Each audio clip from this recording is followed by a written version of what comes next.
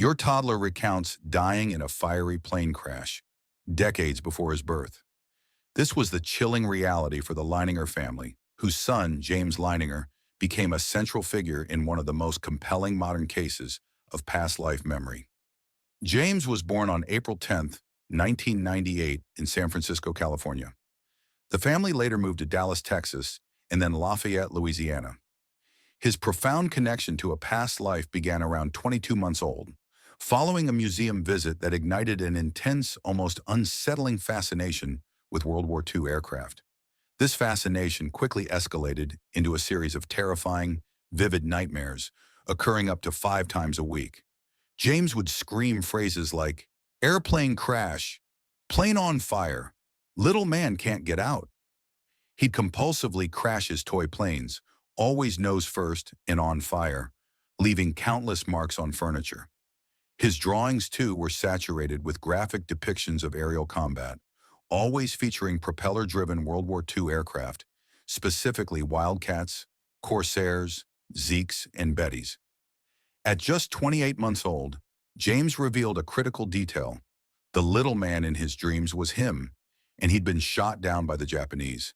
He stated his name and that life was James, his plane a Corsair, and he flew off a boat called Natoma.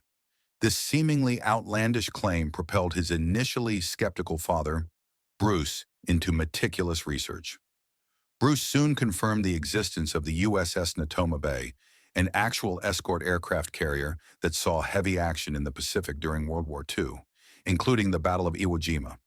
As more details surfaced, James spoke of a fellow pilot named Jack Larson from the Natoma Bay, and even mentioned Billings and Leon as friends waiting for him in heaven.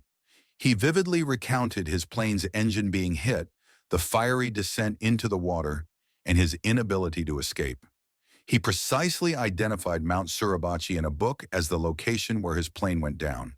Through exhaustive investigation, Bruce Leininger identified the deceased pilot from the USS Natoma Bay, whose story perfectly matched James's recollections.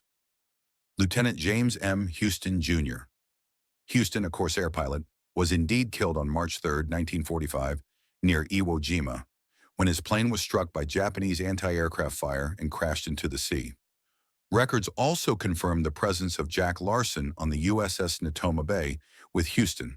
The Leiningers reached out to Houston's surviving sister, Ann Barron, then in her 90s.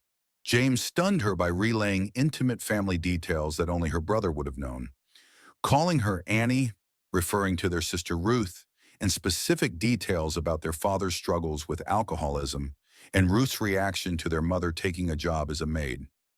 Ann Barron became convinced James was the reincarnation of her brother. James's memories reportedly subsided in intensity as he grew older, a common phenomenon in children who spontaneously recall past lives. The family wrote a book, Soul Survivor, detailing their journey.